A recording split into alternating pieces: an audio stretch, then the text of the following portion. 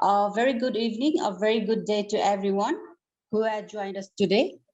And welcome to the session of the Peer Learning Series organized by MenEngage Alliance.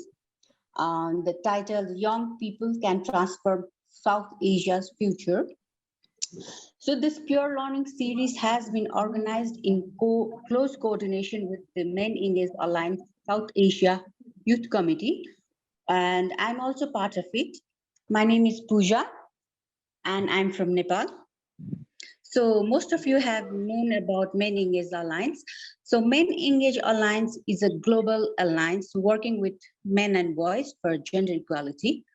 And it is our belief that men and boys need to be part of the solution as allies to women's rights and other social justice movements. So we use feminist approach with human right based principles while promoting and transformating masculinities, which participants will learn as we go forward. Actually, our advocacy efforts aim to promote the object of accountable, feminist informed, human right based, and gender transformative policies on engaging men and boys in women's rights and gender justice for all. So we strive to put women, girls, LGBTIQ people, and most marginalized communities at the center of our advocacy efforts. For today's session, which is focused on what youth advocacy looks like in South Asia, and to learn more about the barriers, opportunities, and existing efforts, we have two esteemed panelists. Firstly, we have Netmini Medawala. Sorry if I had pronounced it wrong. So she's an attorney at law at the Supreme Court in Sri Lanka. And secondly, we have Bushra Sehajat. She's program officer for Asia for Mushawa. And sorry if I had pronounced it wrong. Ruxana, you can correct me. So now we want this to be a space for youth to voice their thoughts, share experience, and engage in cross-country, cross-regional, and intergenerational learning. So since youth deserve to have an active voice in decisions that affect them, that being said, we encourage all of you to engage with our speakers today and feel free to ask anything from them too. So being said that, I like to hand over the proceedings to Ruxana. Over to you, Ruxana. Thank you.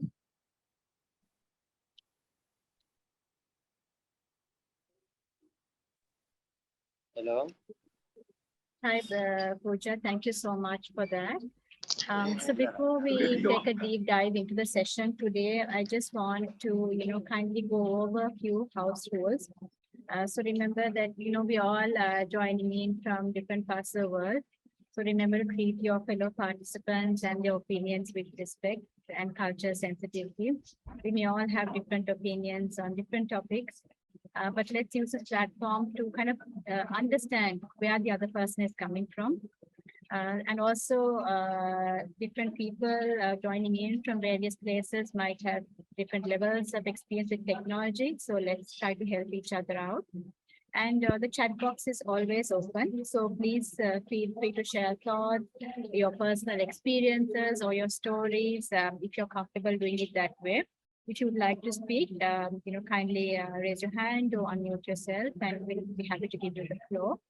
If you, while the speakers are, by the facilitators are speaking, if you feel like you want to add something to what they're saying, please, feel free to just jot down your thoughts in the chat box, and one of us will definitely take it up and bring it in the session. If you have connectivity issues, please drop me or Renushi a private message or on the chat box, and we'll try to figure something out for you. Before we welcome our two facilitators on board, I just want to, get an idea of, how much do we all know about advocacy, or how different our thinking is, So let's just start with a very general question. Do you think advocacy is challenging? So we'll put up a Mentimeter for you. They will appear on your chat box. If, if you could kindly click on the Mentimeter link. Let me see if I can put that up on the chat box.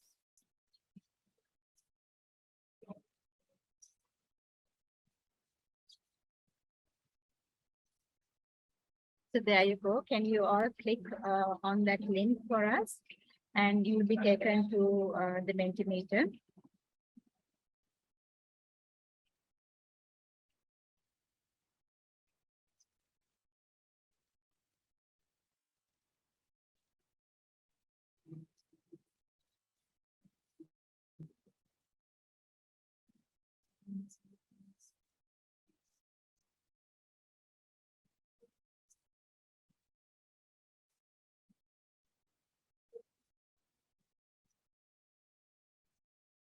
Have you all logged into Mentimeter?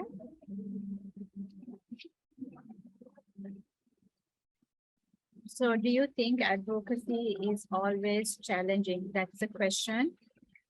Is that a yes or a no?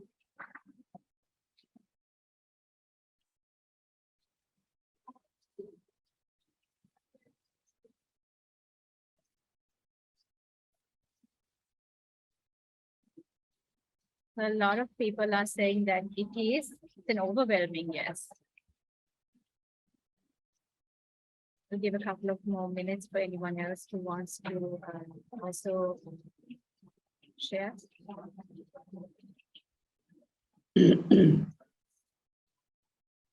So there's an overwhelming yes, advocacy is always challenging.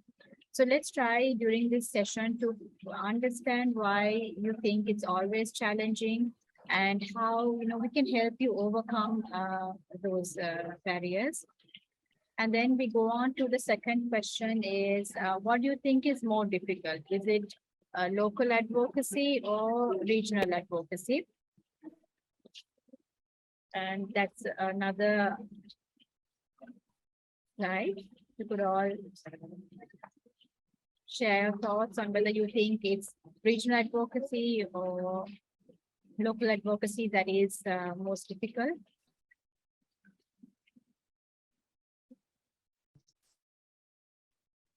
Wow, local advocacy seems more difficult than regional advocacy. I was actually might be thinking that it might have been the other way around. So why is local advocacy so difficult and regional advocacy, comparatively easier? That's one of those questions that we're going to answer in today's session. So there's like about 71% saying that local advocacy is the most difficult than regional advocacy. That's interesting. Then we go on to another question that I wanted to ask you all, which is, what is the most challenging part about advocacy? Now, you've said that advocacy is always difficult and local advocacy is even more difficult. So what is the most challenging part? Like if you could use, say, one word to describe this particular challenge, what is it? Is it like policymakers? Is it the laws in your particular country that you're working in? Is it because lack of cooperation? Is it because there's lack of civil society participation, lack of recognition, or youth not having a voice? So like even in a word, one or two words, what would you describe as being the most challenging part about advocacy efforts? What comes to mind? I mean, when you think about advocacy in your own country or regional level? Effectiveness, good. Demonstrating change, interesting. Impact. Anyone else who wants to tell us what is the most challenging part about advocacy, say in their own country or in their line of work that they've been doing? Coalition building, that comes up quite often actually. Consensus, that's very interesting. because we also have to make this very intergenerational, and consensus is very difficult to achieve. Effectiveness as a message on the chat box. Lobbying. Are there any more thoughts?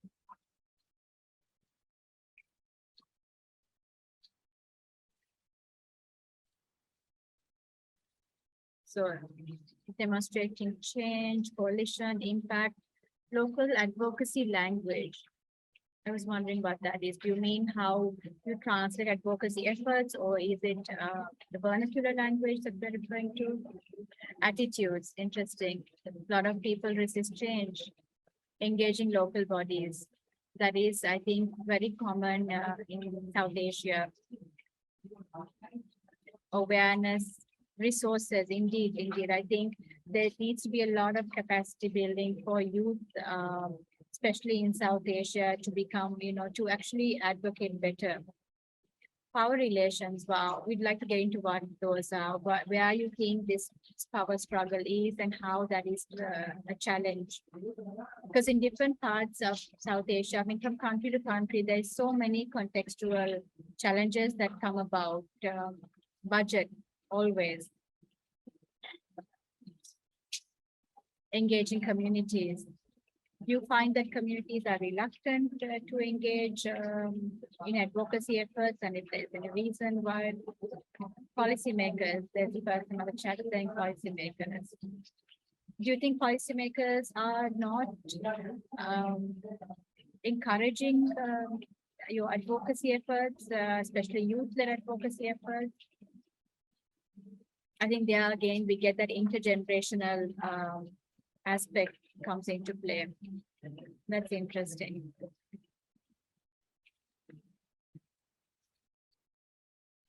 So let me just take you through like a few things that I have found, and also I think it resonates with what a lot of you have been saying on the word cloud as well.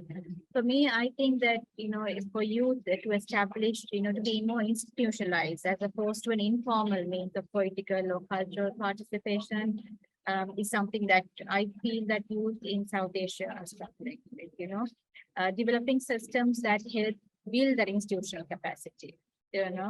So you find, like, if you speak from a political perspective, this means that countries must push for development of civil society that is literate, that is network, and well supported. So that also gives more like equal importance for youth to have access to mentors, partners. And then we have another barrier, which is the lack of a desire to make an impact, or rather the lack of tools and knowledge to make an impact, which is also prevalent in South Asia.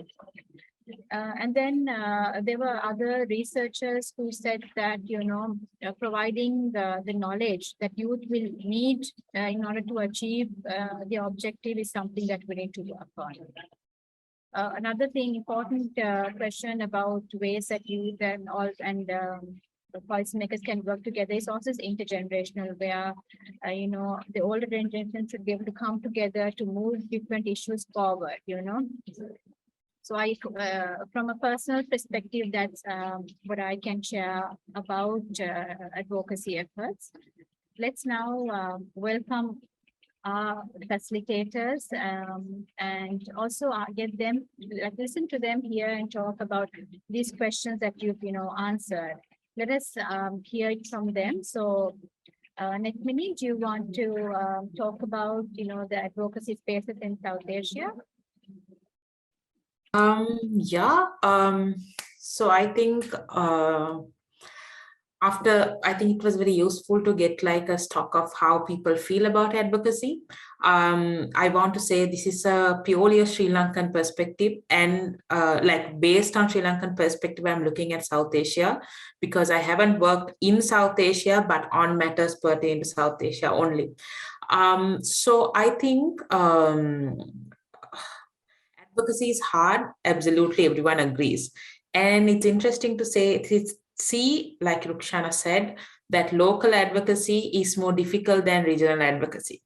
I think even for me, the personal idea is that local regional advocacy, for some reason, it's fairly simple because it's less divisive, I think. And people like to we have to go for 2-3 slides down. People tend to overlook the differences because we want to reach a common ground. But the more local you get, like you can say in the provincial level, and if you go to a lower level, and to the village level, you see this disconnect where people are sometimes don't want to see eye to eye with the people who are living in the same lane as they are. We see this, I'm professionally an attorney, so when we come to across these land issues or things like very basic things, they really don't want to see eye to eye. It's so personal. But if you go and put them into a meeting in the provincial level or the national level, then we are like, okay, fine, we can overlook this situation, right? So that is, I think I agree with it. I also have felt it's much difficult because the nuances are different, language is different, traditions, everything is different, power relations are different. So I agree that the local advocacy is difficult, more difficult than regional advocacy. I mean, of course, I subject to correction. No one down. My other speaker, Bushra, will of course focus about what are the laws that restrict advocacy, what are the issues, things like that. One slide down, Renosha, please. Today, what I am going to focus on is how this shrinking space, I mean, there's no question about how the space for us to engage in advocacy is constantly going down in a manner that it's alarming. Yeah. So this is not, but interestingly, this is not only happening in South Asia or Asia, it's happening all around the world. And this idea of shrinking advocacy spaces has been in discussion for a very long time. It was once a projection, a theory, but now it's a fact. The advocacy spaces are shrinking. Now, this slide is very important, I thought, to raise. It's about political freedoms. That, I mean, for us to engage in advocacy, the fact that there's an enabling environment, it's not a luxury that we should be gifted. Like the government is not letting us to governments, basically, are not letting us this idea of, okay, we are giving you a privilege of democratic state. It's a necessity, like it's a necessity, political freedoms, and by extension, the advocacy. Now, I think this idea of civil advocacy and how youth engage and our spaces is stemming from this. I mean, there are a lot of other documents, but this key thing is the International Covenant on Civil and Political Rights. That's where this freedom of expression, freedom of assembly, freedom of association, everything that is directly relevant to our advocacy comes to being. Now, other than for Bhutan, all the SAARC countries have ratified this convention, which means all our governments are legally bound, like at least at the international level, bound to help us achieve these rights that we have as part of these conventions that the government too has agreed. Now, the interesting concept is youth. How is this advocacy spaces affecting youth? Now, according to several UN studies, over closer to 50% of the world's population is under 30 years old, right? So it's the bracket of youth, under 30. But unfortunately, only less than 2% of the parliamentarians are under 30. Now, that is the biggest issue. If the half of the world are under 30, the parliamentarians can't be under 2%, but it is a reality. Now, the problem is this advocacy space for youth is so important because we don't have a seat at the table. If we don't have the seat at the table, how do we attract attention to the issues that affect us? And that is via these advocacy spaces, right? Now, what is important to, I think, understand, because everyone agrees. I mean, there's no point in going into discussing, why. We know that is happening, and we know how restricting civil society spaces look like. The problem is, why we need to understand why is it that the government or the state, the first response of the government or the state is to restrict freedoms.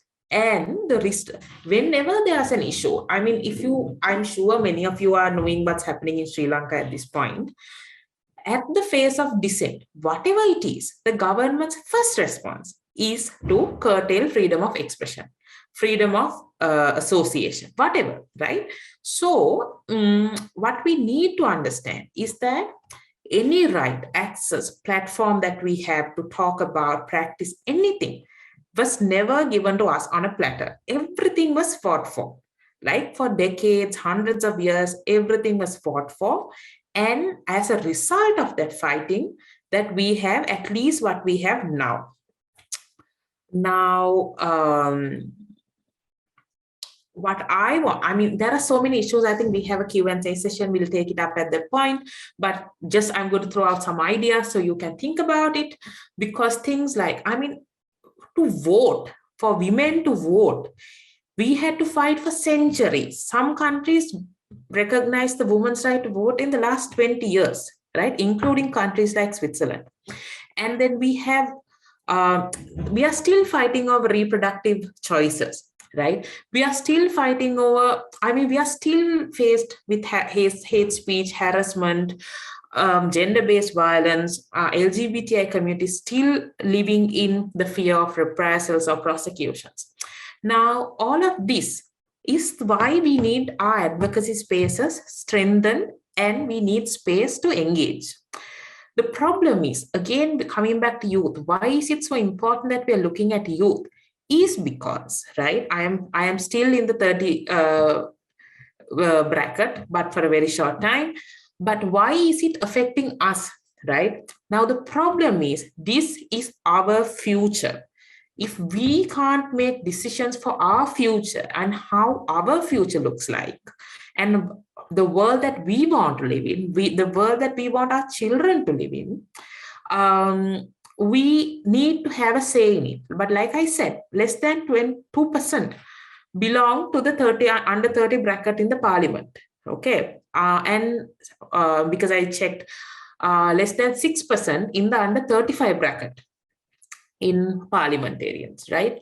So if we are not in the places where the decisions are made, of course, we need to make some sort of an impact. Next slide, please.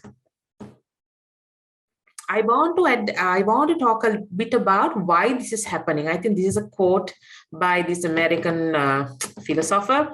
It's interesting because I thought, because we are now, because my part is to reflect on this youth advocacy spaces, right? I've been doing it for some time, so that's just what I want to talk about. We know this is happening, but we also need to understand why this is happening.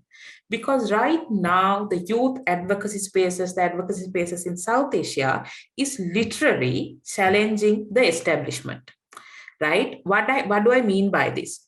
For centuries old practices, right? We are challenging practices that has been there for centuries. Political families that has been established, especially in the area of in South Asia. We are threatening an existing system that has worked so well for the people who has been in power, right? Now people are responding to this. Now this is the interesting part, right? People are responding to it in a way that has never happened before. Because people who are youth who are educated and has the skills to work anywhere in the world, right, or access any job in the country, are now fighting against the establishment. Now, this is unprecedented because we have had people in history. If you are able, if you are capable, if you have the resources, the first thing is, okay, you move to green pastures, you move and do different things. And you don't get necessarily involved in these political crises, right? This is happening in Sri Lanka, but this is also very common to the rest of Asia and also Europe. Now those people with able, influential, and with skills have joined this fight. Now it's easier for a government or the state to come down and suppress and say, this is youth aggression, and create some sort of a division and say, what, this is a problem. But the thing is, now the youth are really fighting back, but the state is doing the only thing that they know to do, that is to respond with violence and restrictions. That is why this space is shutting down. That is why youth have to go over and beyond to express our dissent and our issues. So I think this is, again, I will take the example of Sri Lanka, but I think everyone who's in this session can also relate it to your own context in South Asia, because it's very common. These are a couple of lines that we use when we are restricting spaces. We say it is to protect the rule of law, because there's no rule of law when people are protesting or asking for things or having advocacy initiatives that upsets the people in power. And they say, this is for the best interest of the country. We are focused on development. We need economic growth. So we don't want to talk about these other things like rights. And we also have this idea that youth activism, youth advocacy, youth involvement in anything other than for being passive observers is disruptive, right? So this is the context that we have been fed by the government and the state. So I think, next slide, please. I think right now we have youth, we have people, we have technology, and we have new approaches. I think this is both a challenge and an opportunity, the current status quo, right? And we have to look at it in a different perspective. And reflect on it, really, because what happens is when we are because I've been in the civil society space for some time, what I know is that once you are in it, and once you're working on it over and over again, sometimes we seem to forget the bigger picture. And sometimes we lose the focus of why we are doing this. And it's really normal because we have so much pressure on us. I want to highlight a couple of more points. I'm going to throw this out as ideas so that you can think about it and we can talk about it at, the discussion session. The first thing is, the bigger the crackdown, the more the government and the state is affected by it. So if you don't have advocacy space, people spoke about power relations and impact and how it's difficult to work with the state bodies to get anything done. It's because the change that you're pushing for is so big and it's so ground shifting for people, and they don't want to accept that there's a problem. Okay. Secondly, this is the most important thing in advocacy. Again, this is coming from the context that I am in and also around the world. It's just that always we need to remember that our safety comes first. So we need to be smart about things. How sometimes we need to concede, we need to reassess our positions, and we have to sometimes tactically change how we are going to approach things. And at the end of the day, we need to reach from point A to point B. Sometimes it's a direct line, but in our line of work, it is never a direct line, right? Sometimes you'll have to go to C, D, and E before you come to B. So that's how it is, right? So, but this tactically assessing where we want to be in is really, really important in this current context of South Asian advocacy.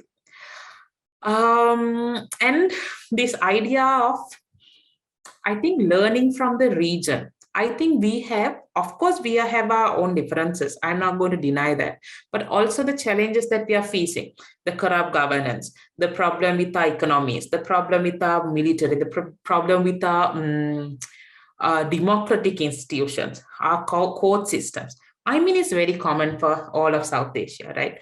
But we need to adapt and create while learning from each other. That's why this regional advocacy, I think, plays a very important role. I think we should talk about it in other sessions, but these alternative approaches, this is again, I might need to talk about in advocacy. We think if we do a training, or we protest, or we stage a demonstration, we can get our points across, and sometimes it's not always the case. It could be use of different mechanisms. If things are, if we keep hitting onto a wall, if we are just keep going at it over and over and over again, it's not going to work. So that's why I said we need to take a step back, reassess, and we can do things like, music, theater, educating people, working with the diaspora, how to reach out to international communities differently, and things like legal reforms, right? Challenging these laws in court, because sometimes we don't take that step. Including myself, we have been really, doubting whether we have a case, whether we want to go to court about these things. And there's this really interesting thing, I'm sure everyone, you are really familiar, some of you are at least familiar with it. It's called strategic litigation. It's that we plan a case so that we can get to the outcome. Of course, we are not lying and finding, fabricating evidence or anything, but it's just strategically we know how to get a case out. And we do evidence-based advocacy. Right now, I am based in Europe. Something that I have noticed in their advocacy spaces here is that, of course, they have the same problems we have, but in a different way. But what they do, I've noticed, is they have this real evidence-based advocacy. This is something I've seen some of the organizations in South Asia is doing this advocacy, evidence-based advocacy really, really well, but some of us are falling behind. So I think this really, really works if you want to attract a crowd that we don't, out of our echo chamber, I would say. I think these are like the things that I want to highlight on, like, this is not necessarily a session of where I say what we can do, but this is about suggesting ideas. But I think finally, before handing over to Bushra, I think the one thing I want to say is making people critical thinkers is the most important thing if we want to work on any issue. If people think that, if someone make a promise and I'm going to vote on this promise, it's never going to, in an electorate like that, it's very difficult for us to reach anywhere with the advocacy efforts. Like it could be fighting for rights, climate justice, accountability, transparency, you name it. If your people don't follow what you're saying, then it's useless. And on top of it, if you have a group of people who can be easily misled because they don't think for themselves and they just consume information, whatever the advocacy that we do is not going to reach anyone. So I think it is so important in this shrinking space. Sometimes you just change gears and see, okay, top down is not working, bottom up is not working, fine, we'll work in the middle. I think those things are really important to think about when we are talking about advocacy space in South Asia. That I think is the basic thing that I have to say at this point. Thank you, Netmini. That was such a very insightful and also interesting session, because I think we can all relate to it at some point or the other. We've all experienced it, or we've seen it for ourselves, or it's happening in our own respective countries. So you really brought out a different aspect. I mean, you made us look at it from a different point of view, because sometimes when we're so caught up in the system, we don't see what the other options are, what the other alternatives are. And you really, brought a different perspective to it. So let me just go over to Bushra now. And Bushra is also going to talk about a different aspect of what you've been talking about, the advocacy spaces, where Bushra will touch on the policy, the legal and also contextual barriers that hinder, youth advocacy in South Asia. So Bushra, over to you. Thank you, Roxana. Thank you very much. So I will now, I want to take us back to what we discussed when we when you guys answered the Mentimeter question, and really focus in on what kind of challenges and barriers there are when you do advocacy. And as I think you guys very rightly, a lot of you very rightly pointed out that local advocacy is far more challenging than regional or international advocacy. So because I do have, so my background is within the feminist movement, and I worked on gender-based violence mostly. And I do community-based organization, and I also have been part of research and policy work. So in my experience, so what I'm just going to do is I'm going to keep it more interactive towards the end of the discussion. But what I want to do right now is share my own personal experiences with you, because I also do work on research and advocacy and policy, evidence-based policy level. So I want to share the challenges that I think I've faced and the organizations that I've worked with have faced. So yes, community priorities. I think that's one thing that always come up when you go into the field and when you talk to people. Their priorities do not seem to align with the rights that you're fighting for, because in global South countries, and especially in post-colonial South Asian countries, we've always seen there's an economic upheaval or the political landscape is never right. So always at the end of the day, when there's, food to be put on the table, when people have to bring wages home, rights are not something that people are really thinking about. They're always like, when we go into the field and ask these questions to people, would they be, if we can mobilize them to, fight for this particular cause, they're not interested, because I feel like they're not able to, when you have all of these problems, right? Poverty especially, people are not, at the community level, people are not really able to make that link between the complex nature of social exclusion and poverty. So it creates a very tunnel vision of sort. And so I know that's where, the hard work comes in. That's where you need to start being very consistent when you're doing your activism, when you're trying to build a movement around that. And I think that's very important, because if you do not have that buy-in from the community, that means you do not have access to that particular constituency, and the lived experiences of those people are very important to run any social movement, to fight for any rights, because more often than not, the faces of any movement may or may not come from very urban centers. I'm not sure if everyone is going to agree with that, but yes, for some social movements, it is a fact that movements can be urban sometimes only, while they're trying to fight for the rights of people that do not come from those areas. I think in that same vein, I also wanted to add that because there's a cycle of poverty and economic upheaval, and the political landscape of these countries are like that, the governments never have a will to change. There's certain reasons for it, one being the poverty, the political landscape. And then there's also this need that governments, I think, feel to appeal to pressure groups. And in our countries, from what I've experienced, especially in the case of Pakistan, right, religion and cultural sentiments play a huge role, right? I'll give you the example of our campaigning for child marriage laws in Pakistan. It makes no sense for one province in Pakistan to have the minimum age for girls to get married at 18, while there are other 3 provinces where the age to get married, it's the minimum legal age to get married for girls is still 16. And we've been campaigning for it, for the amendment in the law, but and the bill has also been tabled, at least it's been tabled in my province in the past few years before the pandemic hit, but nothing became of it, because the resistance always comes from religious elements. And these religious elements are not your parties or a mob of religious people, but these are religious elements sitting within your parliaments.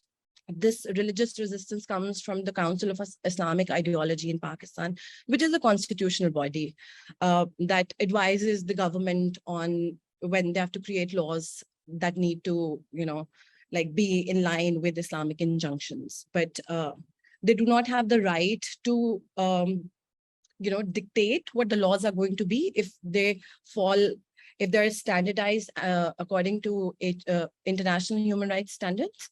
And so those are the kind of things. And I think pressure groups have also played a very key role when it comes to the home-based worker movement, informal wage workers. these people are hired on daily wages, on daily contracts, and not like monthly contractual agreements. So that means it provides no protection to them if a factory worker gets injured in a factory, right? And that person has no way to pay for his medical care. And the factory owner is not going to take care of it. And here we can see, the powerful, the richer, the business owners, they have this lobby inside government circles, and they're able to influence them, while the informal wage workers and the home-based workers are not organized like that. So again, these pressure groups, keeping in line with cultural and religious sentiments, that's something that always prevents the government to, like have that political will to make change for what people are asking for.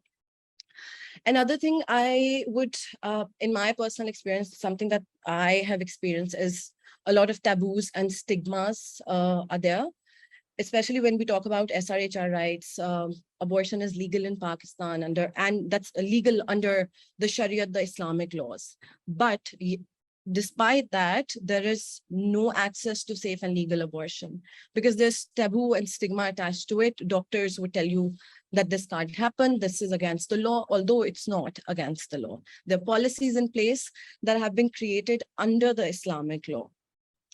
Another thing that I, in my work experience, have come across, as Nitmini also mentioned, are the structural inequities, because one, we do not have, the youth does not have access to tools and knowledge to make advocacy effective. And the other thing that Nitmini also mentioned is that our systems have been created as such that youth does not get to be in key positions of leadership and decision-making. And Nitmini had also cited the 2% figure, which is true.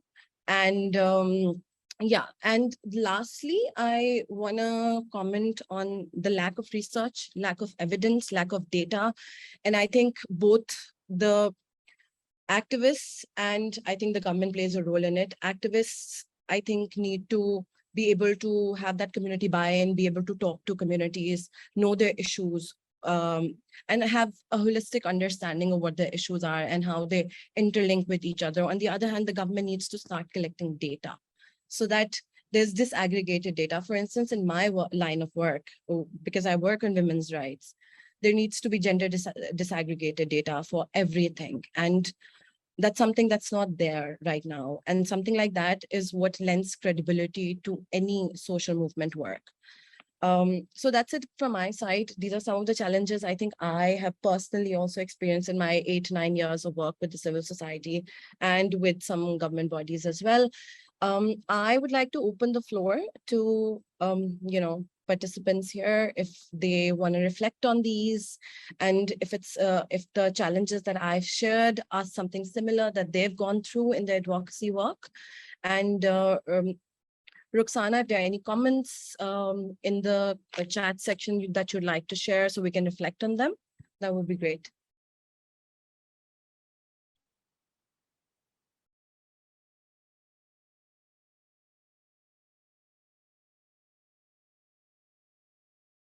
Venushi and Samita, do you want to come in on some challenges and barriers that, in your opinion, that you think you have to face?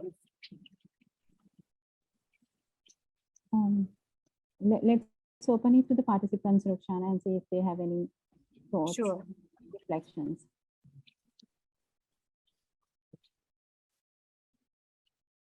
If the participants would like to even, say something on the chat box, we can read it out.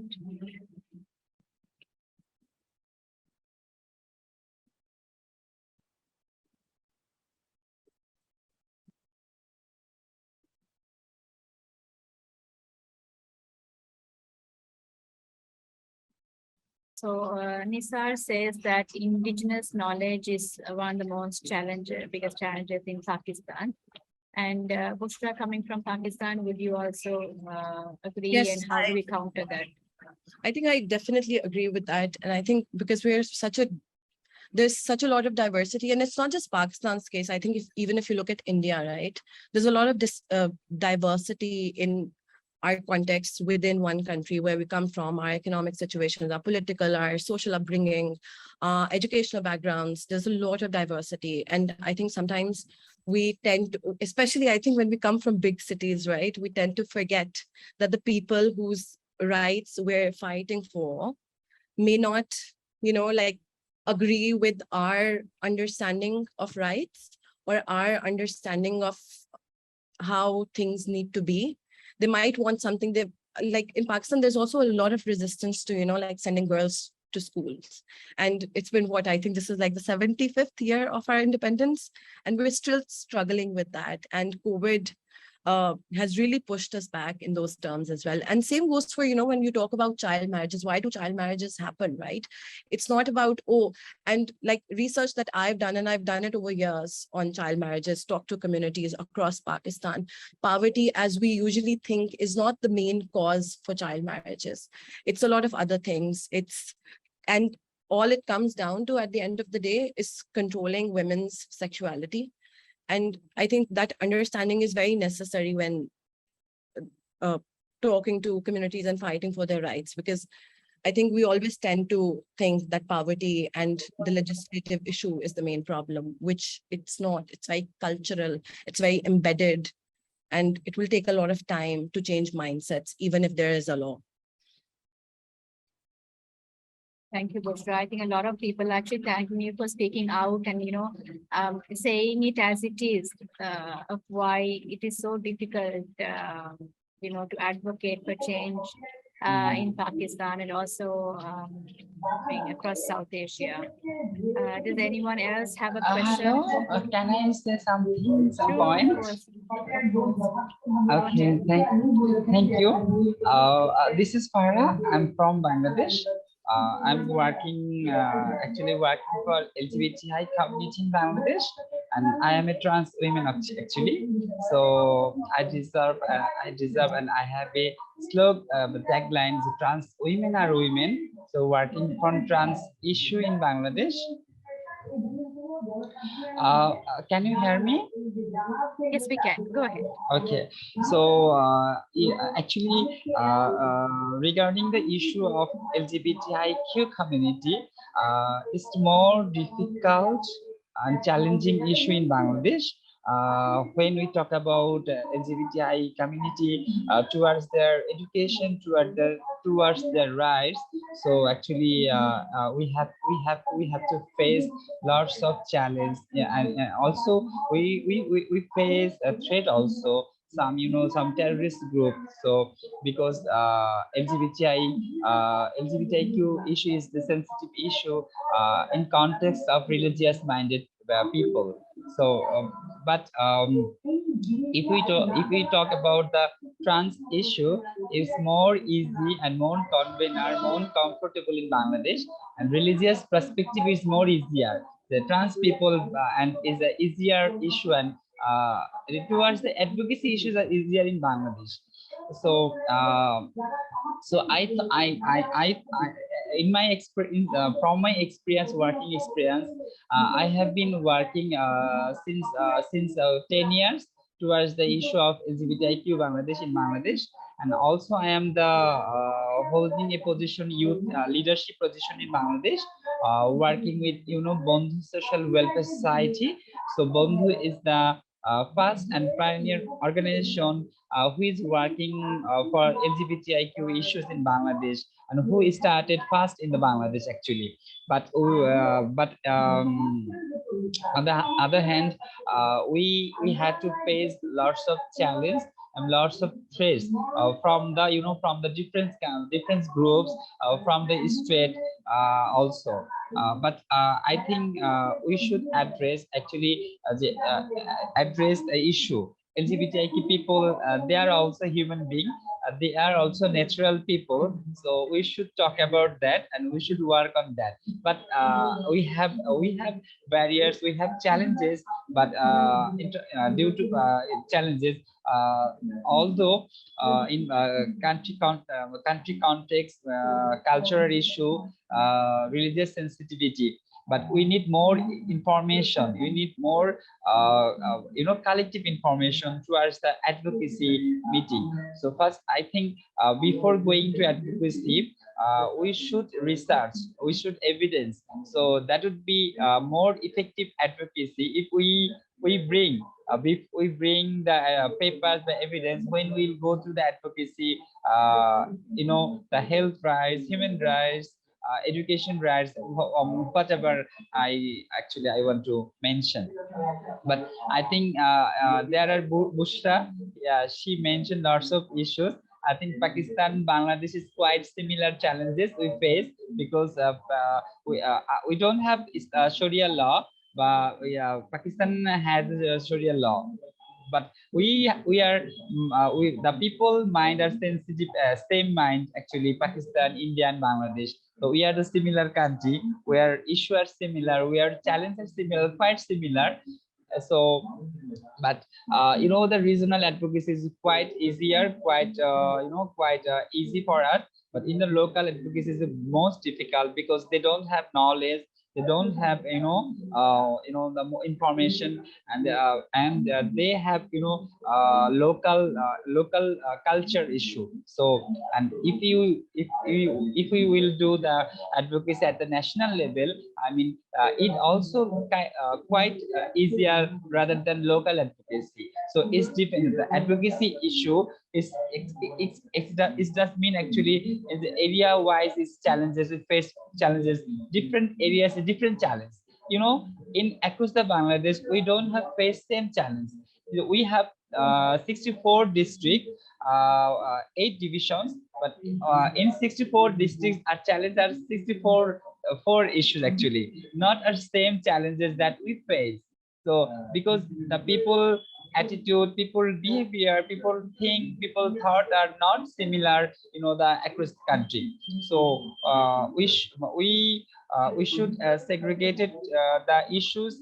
We should find out the challenges, and we should move forward actually, how we will do, how we can achieve the goal, we can achieve the advocacy result. No, but Thanks, Farha. That's very informative. we need strong networks. We need strong regional networks, strong regional partners also.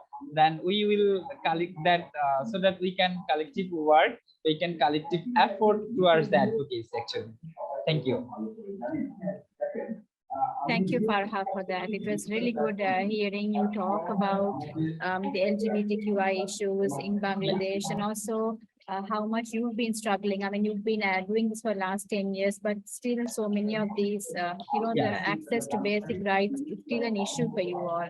So Actually, that goes to show how. Yes, of course. Still, we are carrying the 370 law, which is the British law, but we can't remove, we can't decriminalize the law. So still, this is the most of the big challenges and barrier for us.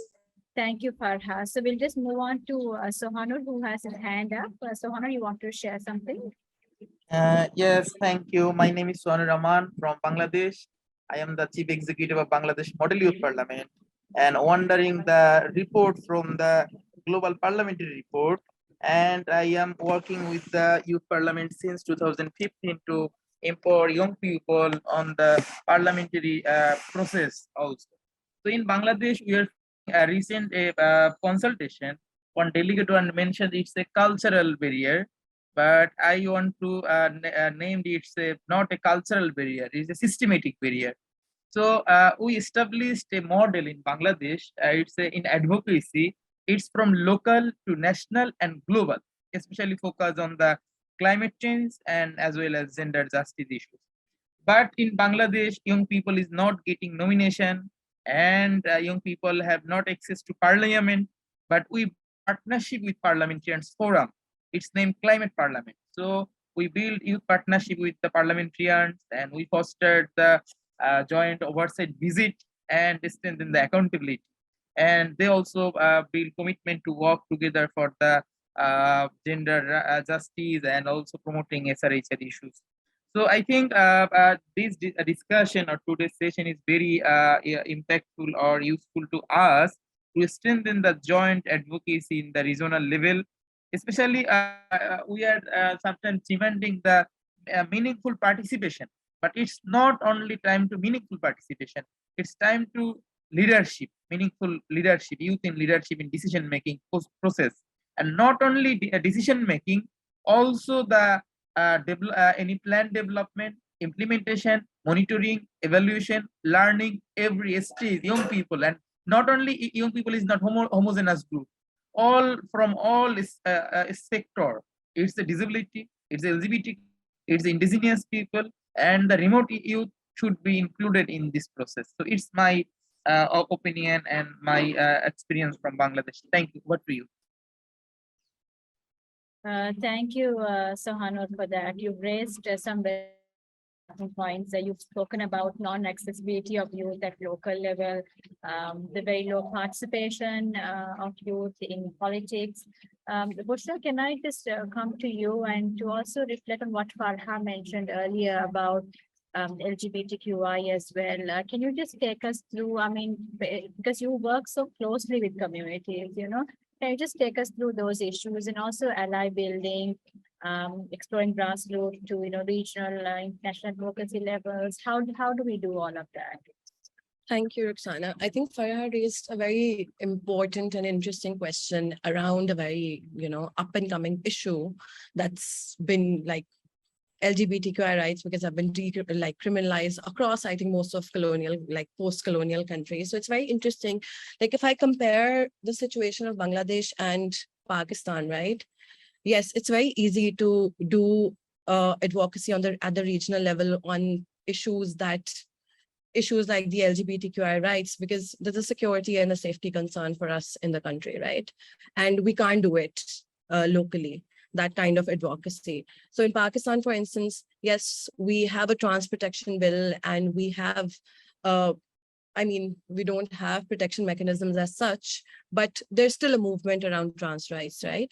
But again, it's much easier to do it at the regional or the international level, because that security concern is slightly lessened, I feel, on issues like this, which might not be true for other issues, but for an issue as sensitive as this, I think, and countries that have a very religious, and with countries, you know, that where religion is very embedded in culture, it's easier to do advocacy on those issues at the regional or the international level, because there you have that support. Locally, you do not have that support. And the other comment that I had around the youth parliaments, we also in Pakistan did have a youth parliament. And but that, as far as my knowledge goes, like nothing has really moved, and it hasn't been very active the way I just heard Bangladesh has been, in connecting with parliamentarians in the assemblies. The experience hasn't been very similar. So yes, that's definitely, something that's been helpful in terms of putting the youth within those corridors of power and leadership. So yeah, those are my comments. Netpini, as a legal expert, can I bring you in here on why youth participation in parliament and in these legal corridors are very low among South Asia? I think we should have a different discussion completely on it. I think it has so many different layers to it. Firstly, I think it's a lack of, I think, youth are, for some reason, are very reluctant to take positions of power. I'm referring to the youth who are actually capable of making decisions. We have an influx of youth that are in parliament or in places where decisions are made, who are related to someone who is actually in politics. And we also see that young people can't afford to do their own campaign because it's so expensive, and there are no, I think in Sri Lanka, we don't have any campaign regulations, campaign finance regulation laws. So whoever has most money can run. And on top of it, we also don't vote for young people unless they come with someone's connection. Or if their father is a politician, mother is a politician, uncle, son is a politician, some connection. So a friend of mine recently ran for parliament, who I thought initially was, a reliable, smart person to be in politics, but then he lost the election, of course. And then now they have rebranded his campaign to say who his grandfather was, great grandfather was, whose the mother is, whose mother's brother is. Like this idea of, you have to have familial connections to be in politics. It's not only among the ruling class, but also among the voters. Because if you and I go and say, I want to be in politics, no one is going to vote for us. They'll think, how are they going to do it? Do they have experience? Have they had any sort of exposure? It doesn't matter whether you have enough education, you have done the grassroots, that it's just, and also we need to look at it from the political party side. I mean, this is also very relevant to women representation in politics. If the party thinks that your candidate is not going to win, they're not going to give you nominations, right? So if people are not voting for the ones that we want, like if I want educated, capable people who can make laws to be in parliament, I need to effectively vote for them. But if people are not voting, if they are not winning candidates on top of all other issues, the societal issues, culture, how youth is viewed, everything else, if we are not voting for the people we want, we are not going to get the people we want, and parties are never going to give nominations to the people we want. And I think so it's like a whole approach where we need to build the skills in young people and make sure that they know their potential capacity and support them. We also need to make sure that people vote for them, people believe in capable young people, and also make laws that enable their participation. But I think everyone in South Asia would agree, our constitution, our law says, if you're over 18, you can vote and also you can contest. I mean, the law gives it, but the problem is the implementation of the law. And I think it's again, like as everything in this space, it's always a holistic approach. You have to go at a problem in so many different fronts. I think that is something that I wanted to add. Bushra, you were saying something about how, voting along the lines of the community-based. Do you want to just talk about that? Yeah, I just want to echo what Natmini said, right? Because I think it's a very South Asian thing as well. The whole concept of a biradari, the community, you always vote on that. And sometimes, like at least in Pakistan, what we see is even like, because people change their parties a lot, right? Based on who's going to end up winning the general elections, for example. And politicians will change their parties, and they win regardless of which party they belong to, because it's a very community-based system where the community is voting for the person and not for what the party of the politician is representing. So I think there's a disconnect, right? Understanding the manifesto of the political party they're voting in and voting for the person.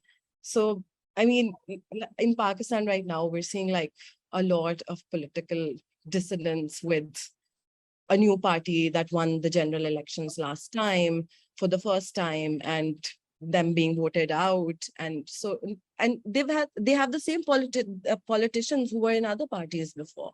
So understanding, I think that's at the community level, right? Understanding that why they're voting for a person rather than the political party.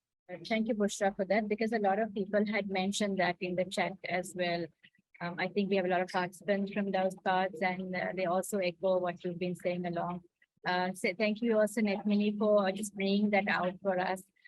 Because I mean, to lobby, you need to have some, power within these corridors, and when they don't, it's very difficult.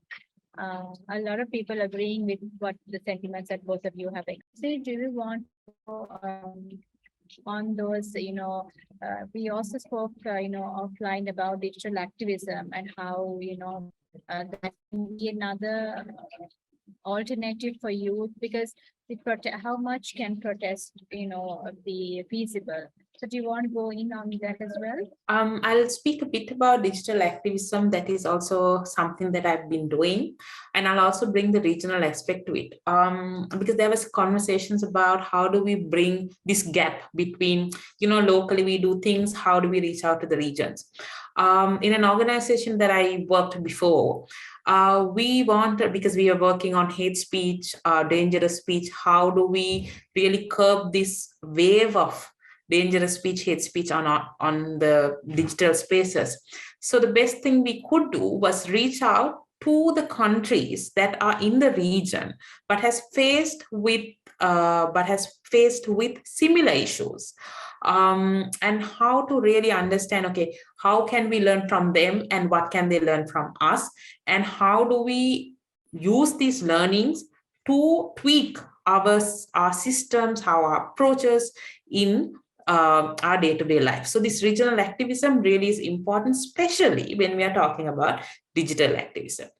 It's a term, but I think even if you're not familiar with the term of digital activism, you know what it means, right?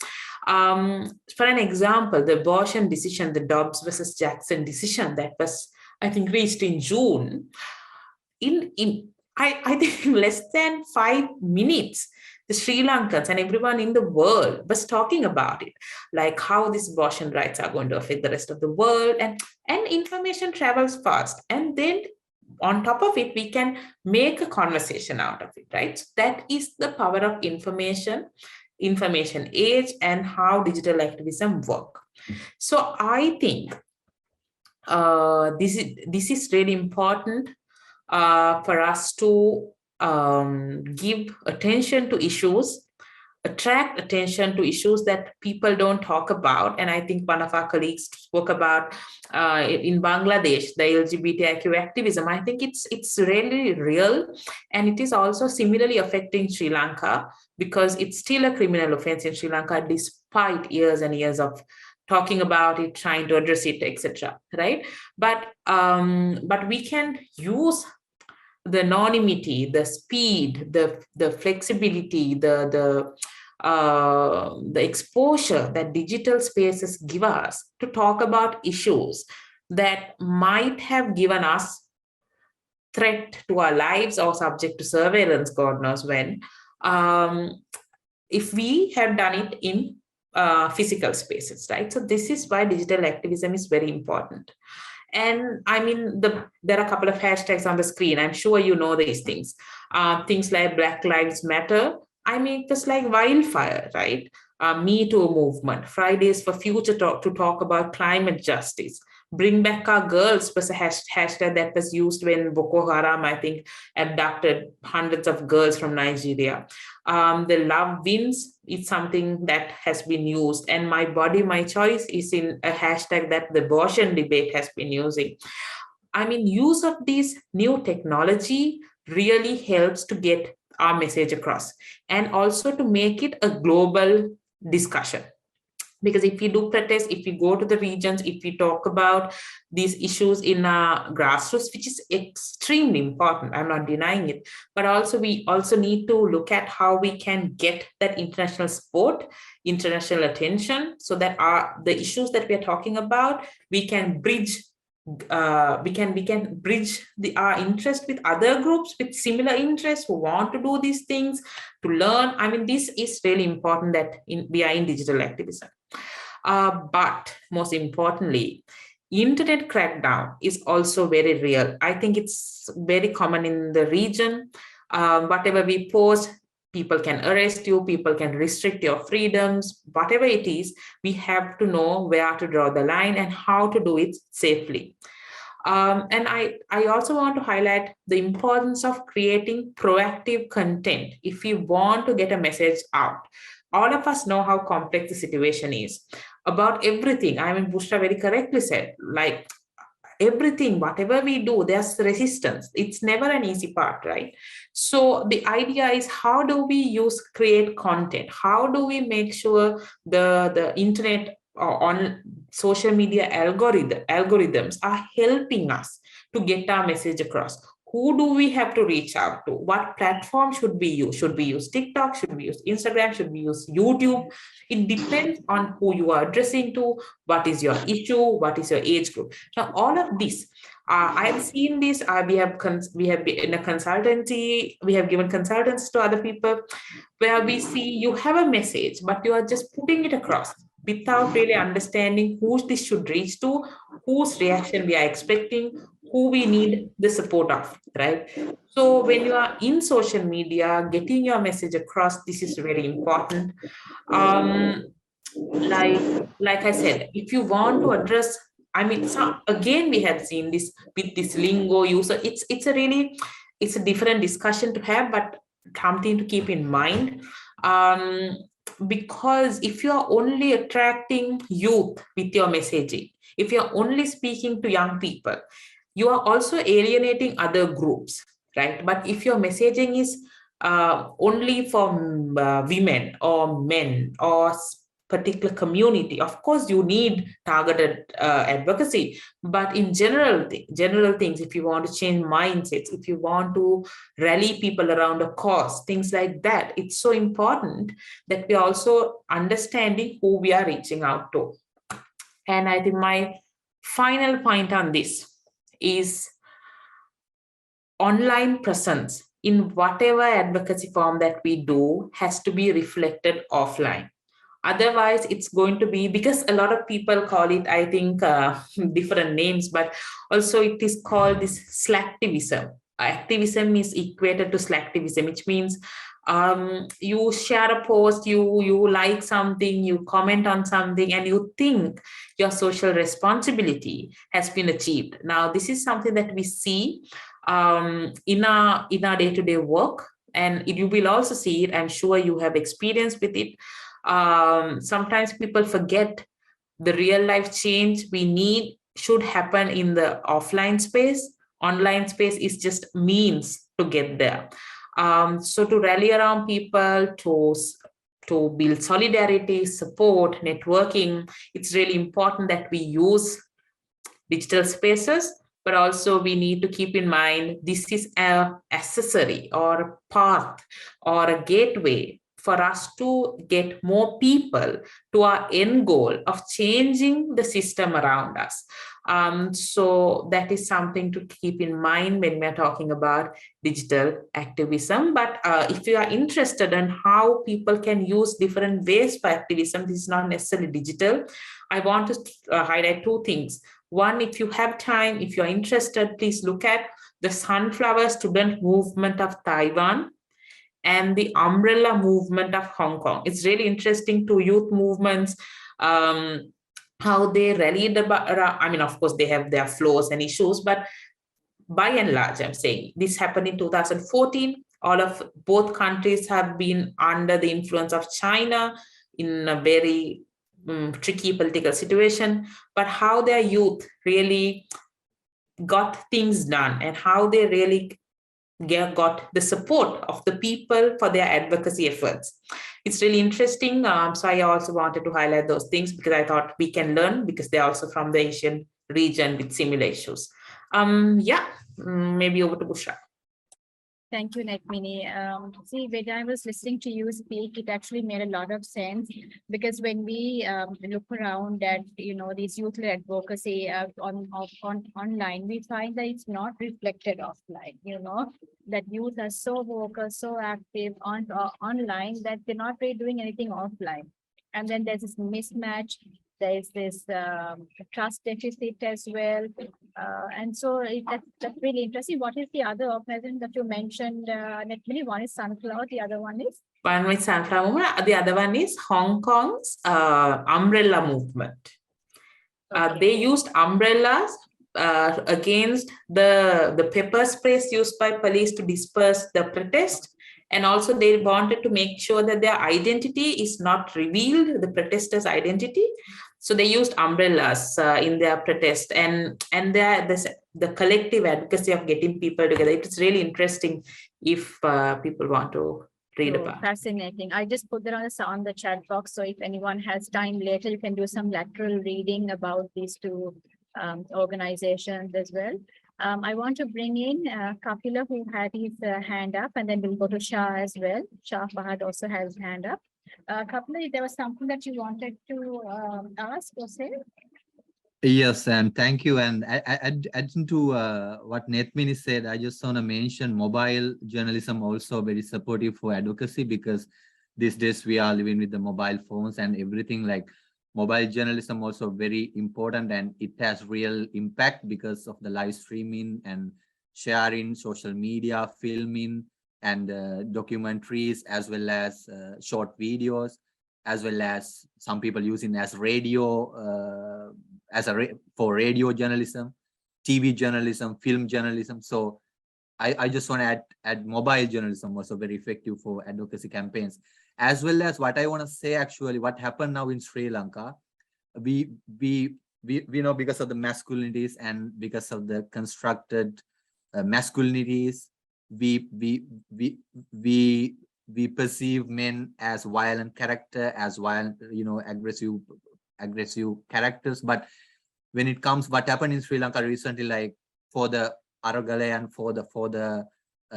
for new political leadership, they use arts, they use very peaceful ways to achieve objectives and achieve campaign targets. So it was a kind of they use different advocacy tools. But now what happened, because of the legal system, not legal system, actually politicians, they use in legal system, they use in all the structures to control again.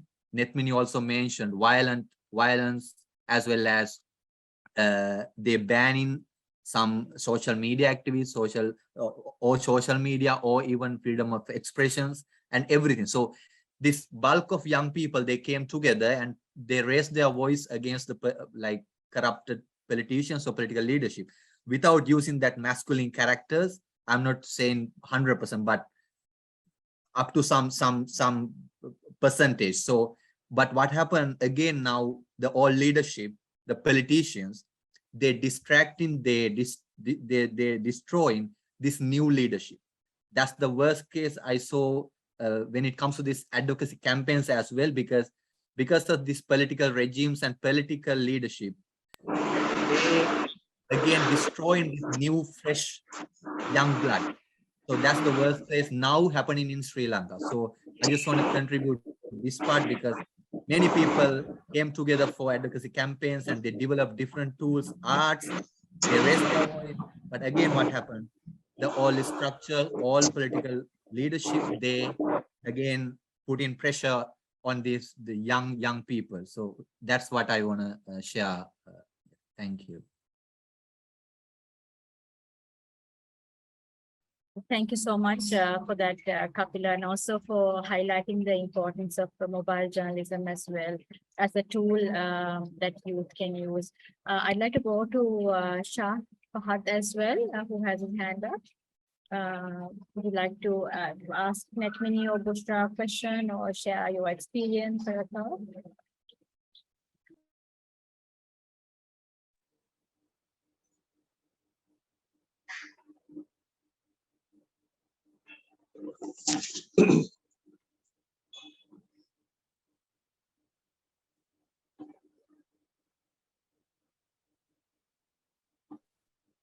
Hi, Ruxana, are we taking a question?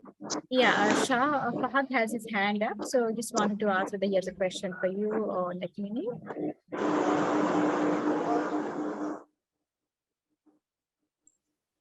No question.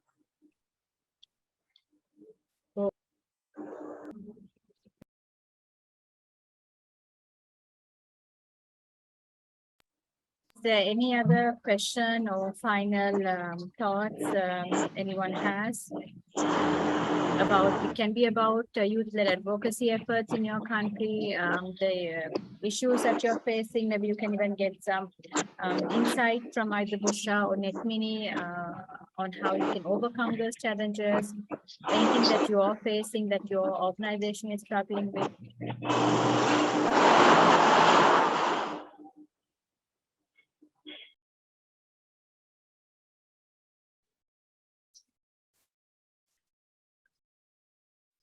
Bushra, you can also take on with your final words. I did have some comments. I think we are out of time, I think. Yeah. Yeah. So we did have I think I'll not take a lot of time to go over these things, but I just wanted to briefly go over, what advocacy, sorry, alternatives or ways of handling challenges have worked historically as well in my work, and some things that generally, one needs to do to make advocacy work. So one of the key things is, building your allies, looking at who your allies are. When we do gender-based violence work or any women's rights work, we always make sure that men and boys are on board. We always make sure religious leaders are on board. So having these very key strategic allies, recognizing and identifying these key allyships is very important. And the other things, very strategic networking, especially not just locally, but regionally as well. So at Musawa, which is a global movement for equality in Muslim families, what we do is we build capacity. We create knowledge, and then we build capacities of CSOs across the world on, how do you make your work in line with your religion, right? And the interpretations that we have, the knowledge that we've created is in line with standardized international human rights and not the patriarchal interpretations of religion in any society, and not just in Pakistan for Islam, but in any society. So, and I'd also like to say, because this is, the participants here are mostly young people, I'd also just like to make a little plug-in. And if you want to get in touch with me or Musawa, I'll leave my email address in, because we are looking to engage more youth-led organizations. And that's something we, not just as an organization, need to do, but also provide that capacity to young people on ground who are then able to take on these challenges effectively. There were some other things that I wanted to discuss, I've mentioned it before, having that community buy-in. Research is very important. Creating evidence is very important. You need to go into communities. That qualitative data collection exercise that not only helps you have a better understanding of what these people need, what people on ground, the constituencies that you're working for need, but also it gives you that credibility to, when you go to policymakers, you have that knowledge and understanding. So it gives you that credibility. And another thing that I think is very important is organizing. If you're one activist, two activists working on some issue, you might face too many challenges, but that need for formal organization, I think, is very important.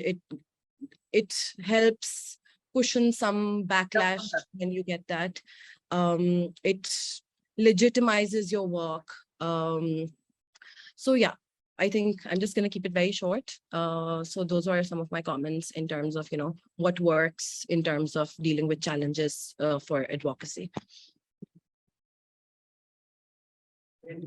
Thank you so much, Bushra, for those final thoughts. You've really given us, some food for thought to think about. And I hope that this session, has given all of us some ideas to think about and maybe, reflect on, and also incorporate in the work that we do. So it's always about collaborating, learning, and then adapting ourselves going forward. Samita, Renushi, is there any final thoughts that you wanted to share from the Alliance?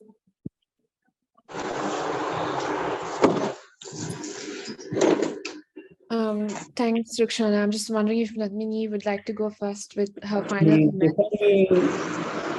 comments. And then we can maybe say short. I think because we are also short for time, I think final remarks. I think I echo the sentiment of Bushra. I mean, you have to have your networks, you have to work together, don't repeat the cycle, see, because everything we are trying to do has in some way, form or the other, has been tried or used in a different country, different context. So I think we can also learn from each other always. I think, yeah, that's pretty much it I have to add as like a final comment. Okay, so I think that brings us to the end of the session. Netmini and Bushra have shared their email addresses. So if any of you want to get in touch with them later on, maybe to get some insights, to get some feedback, or even just, to just talk to both of them, who bring in a lot of expertise and a lot of, experience in these areas, that they can really help you or your organization, get to whatever bottlenecks that you are facing. So their email addresses is in the chat box. Please make a note of it so that you can reach out to them. You can also reach out to the MenEngage South Asia Secretariat if you need to know more information on how to access them. We'd be happy to provide, facilitate that as well. So thank you to everyone who joined in today and for sticking through with us for the length of the session. I've really learned a lot from Netmani and Bushra today, and I hope you have too. Our next session happens next Saturday, and we will share the link to that session as well. Thank you again to all of you who've come in and stayed with us. We'll see you next Saturday then.